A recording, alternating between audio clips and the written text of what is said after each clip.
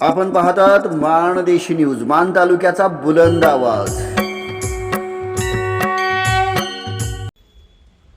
नमस्कार, मी सुशांत मोरे, माहिती अधिकार कार्यकर्ता, सातारा शहर नगर परिषदेमध्ये सन 2018 साली खासदार श्रीमंत छत्रपती उदयनराजे भोसले यांनी मोठ्या वाजत गाजत भुयारी गटार योजना सातारकरांसाठी आणली।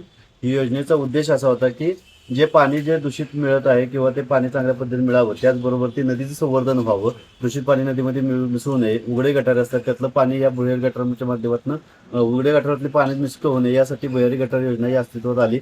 या योजनेसाठी केंद्र शासनाने फार मोठ्या प्रमाणात निधी दिला, मात्र सदरच्या निधीचं काम योग्य ज्या प्रमाणात व्हायला पाहिजे त्या प्रमाणात झालेलं नाही। सन 2018 साली दिलेली जी वर्क ऑर्डर होती त्या वर्क ऑर्डरची मुदत 2025ला संपली, 25ला परत मुदत वाढ दिली, ती 31 डिसेंबरला संपली। मुदत संपून आज अखेर सातारकरांच्या तोंडाला पानं पुसण्याचं काम झालेलं आहे।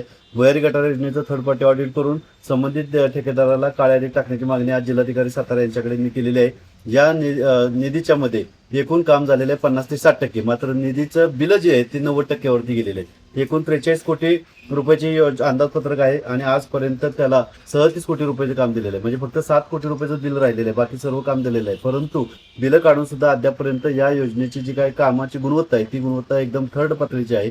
आज हे अखेर कुठलंही काम चांगल्या पद्धतीने झाले नाही। बुधवार नाक्यावर सुद्धा पाणी मध्ये गेलेलं होतं, त्यामध्ये पाणी मिक्स झालेलं होतं। अशामुळे ही योजनेची जी काही चुकीची गोष्टी घडतात त्यासाठी नगराध्यक्ष उपनगराध्यक्षांनी जागेवर जाऊन पाणी करून संबंधित ठेकेदार कोण आहे त्याच्याकडून काम चांगल्या पद्धतीने करून घेणं गरजेचं आहे।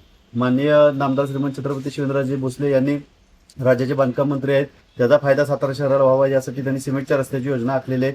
अनेक शहरांमध्ये सिमेंटची योजना केली जाणार आहे, मात्र या ठिकाणी असा विषय आहे की जर भुयारी गटार योजना जर झाली नाही लवकरच तर ते सिमेंटच्या निधीचा उपयोग होणार नाही सातारकरांना, त्यामुळे पर्यायानं येणाऱ्या निधीपासून सातारकरांना वंचित राहावे लागेल।